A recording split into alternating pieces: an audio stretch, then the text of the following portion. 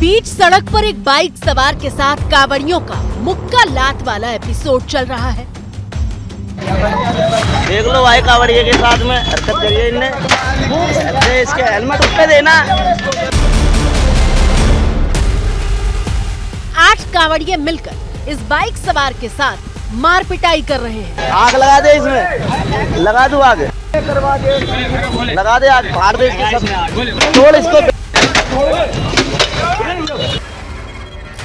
और गौर कीजिएगा, यहाँ पुलिस भी मौजूद है, लेकिन कांवड़ियों को इससे कोई फर्क नहीं पड़ता। उन्हें लगता है कि अगर कुछ गलत हुआ है तो वो अपने हिसाब से न्याय करते हैं। पूरे खंडित कर दी सारे,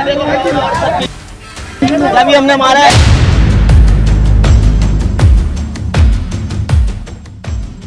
बीच चौराहे पर मारपीट इसलिए हो रही है क्योंकि कांवड़ियों के मुताबिक उनका कलश बाइक सवार से छू गया और जल खंडित हो गया है। चलिए अब जरा इस तस्वीर को देखिए। सड़क के दोनों तरफ कांवड़ रखा हुआ है। क्या इसे देखकर आपको लगता है कि ट्रैफिक बिना कलश या कांवड़ियों को छुए बिना निकल सकता है? लेकिन धर्म का झंडा उठाए ये कांवड़िये खुद को सिस्टम से ऊपर समझते हैं।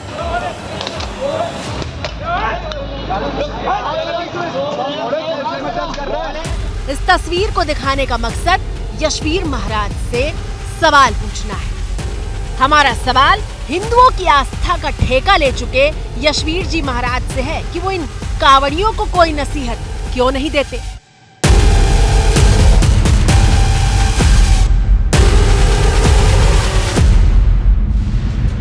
यशवीर महाराज नसीहत इसलिए नहीं देते क्योंकि उन्हें तो बस हिंदू मुसलमान करना है। वो हमारे धर्म से कोई लेना देना है। उनको मूर्ति पूजा का सामान बेचने का, कावड़ बेचने का, बनाने का कोई अधिकार नहीं है। और मूर्ति पूजा करना, मूर्ति पूजा का सामान और प्रसाद बेचना इस्लाम मजहब में हराम है। यदि हराम है तो इस्लाम मजहब के लोगों ने उनके खिलाफ कोई कार्रवाई क्यों नहीं की? यशवीर जी महाराज के धार्मिक एजेंडे की पोल खोलने से पहले आपको सिलसिलेवार तरीके से इनकी कहानी बता देते हैं। कांवड़ रूट पर धार्मिक पहचान की मुहिम चलाई जा रही थी और इस मुहिम के अगुवा बने हुए थे मुजफ्फरनगर में योग साधना आश्रम के महंत यशवीर जी महाराज।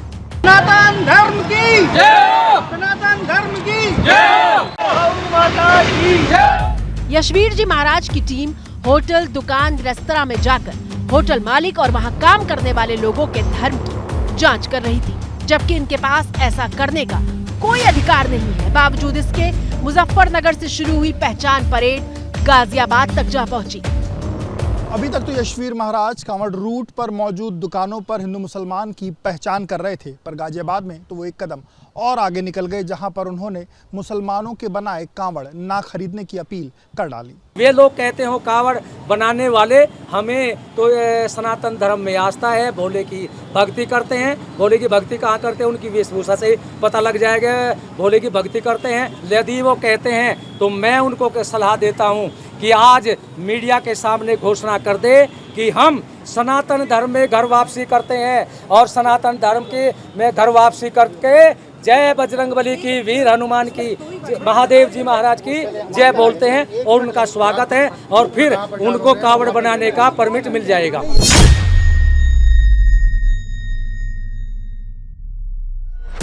मतलब बिना किसी अधिकार के ये दुकानों में जाकर आधार कार्ड की जांच करेंगे। ये तय करेंगी कि कांवड़ रूट पर कौन सी दुकान खुलेगी और कौन सी बंद रहेगी। ये भी तय करेंगे कि कावड़ बनाने का परमिट किसको मिलेगा। अरे भाई क्यों? आपको इतना समझ में नहीं आता कि देश कानून और संविधान से चलता है, आपके तय किए गए नियमों से नहीं। इस तरीके से कोई आता अछूत नहीं होती, क्योंकि आखिर इंसान तो भगवान ने एक ही बनाया है, धर्म सबके अलग अलग है।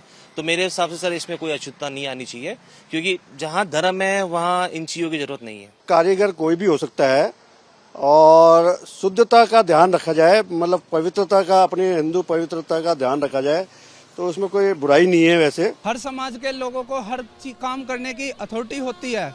बोले हर भोला अपनी अपनी श्रद्धा से सब काम करते हैं। अब ये तो नहीं है कि हम मुस्लिम समाज का काम कर रहे हैं, उसके अलावा उधर कोई काम नहीं कर रहे तो इस काम को छोड़ देंगे। ये है भोले हैं वो, हमारे लिए वो भी भोले हैं, हमारे लिए अदर समाज के सब भोले हैं। आप ही देखो, पालकी पिट्ठू होते हैं, सब पे मोमडनी होते हैं, ऐसा कुछ नहीं होता है।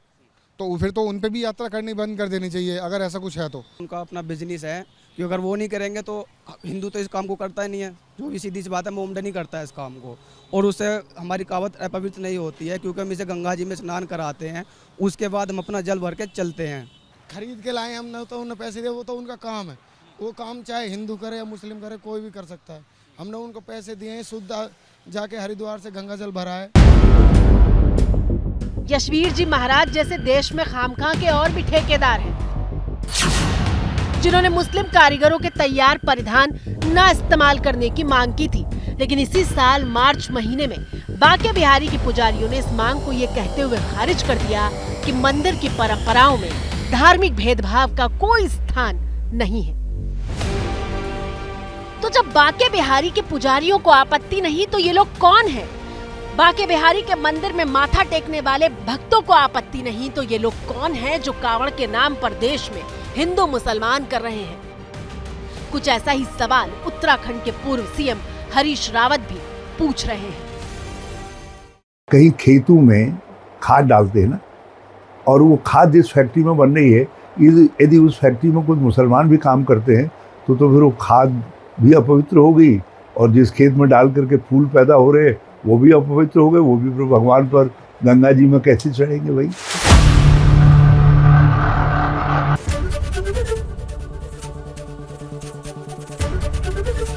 एबीपी गंगा, खबर आपकी, जुबान आपकी।